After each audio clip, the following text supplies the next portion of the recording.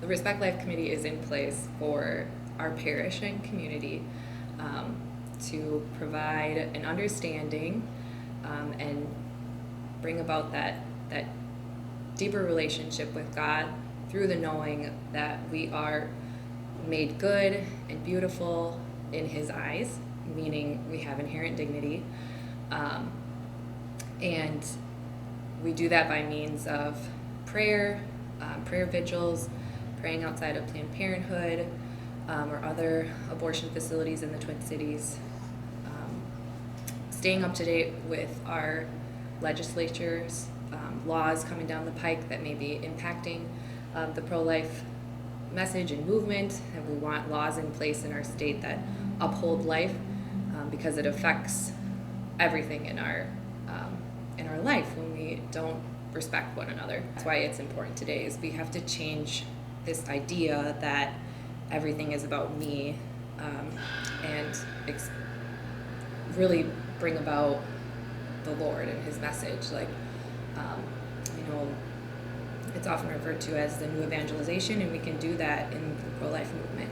It's not just talking points, it's a real person, it's a real face, it's a real mother and father that is facing a variety of dynamics in their life, right? Like when I worked at Southwest Options for Women in Eden Prairie, we would meet,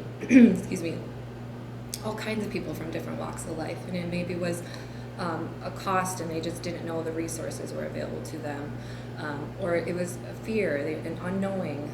So just to provide that robust, radical support from the root of our love for Christ, I think we can change the narrative around it, and we can start to help people wake up and remember, like, it is a miracle that any of us are here, that we've been gifted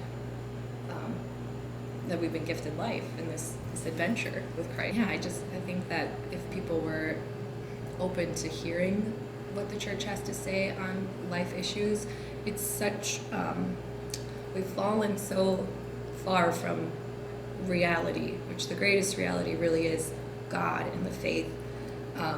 It's like, at least in my life, it's like wiping away a foggy window where, the culture is constantly trying to make it dirty again, foggy again, and confuse me, and think, well, maybe that's okay in some cases. And I have been so convicted by the Holy Spirit too that, like, no, it is always a good. Life is always a good, and it must be protected. Support.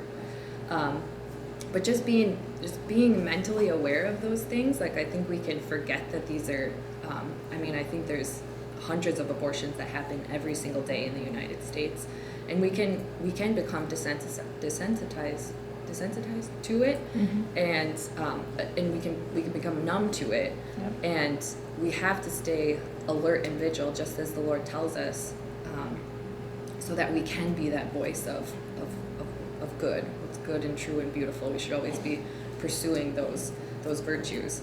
And yeah, I love that they stay up on those things for me, and right. Then I can reach out and I can advocate by means of a quick email to my representative, my senator, say, hey, I oppose this, and here's the reason why. And it doesn't take very long to do that. And then again, prayer is always so powerful, and it does matter. I know many of the pro-life clinics in the Twin Cities will send out prayer requests, and I think that's sustaining their work, and it's so important. And then again, it just continues to remind us that it is real, and it's not just like, oh, we've lost this culture war, just let it go. We haven't, and there's big wins every single day when a single woman chooses life, or when a single family chooses that they're going to care for their loved one instead of pursue physician-assisted suicide, which is not legal in our state, but they're working towards it.